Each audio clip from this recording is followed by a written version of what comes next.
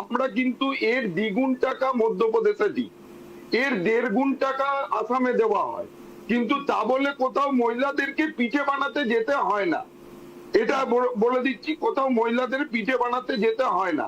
আর BJP এবারের ভোটে percentage of vote দেখবেন মোদিজির গ্যারেন্টির জন্য 80 কোটি লোককে 5 বছর ধরে বিনামূল্যে রেশন দিয়েছে। আর লক্ষ্মীর ভান্ডারের পাল্টা আমাদের বিরোধী দলনেতা এবং রাজ্য সভাপতি বলেছে অন্নপূর্ণা যোজনায় 3,000 টাকা করে দেওয়া হবে, 3,000 টাকা করে দেওয়া হবে।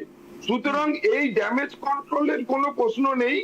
প্রধানমন্ত্রী নরেন্দ্র মোদীজি ভারতকে যে উচ্চতায় নিয়ে গেছে, এই ভোটটা লোকসভার ভোট, এই ভোটটা কোনো বিধানসভার ভোট নয়।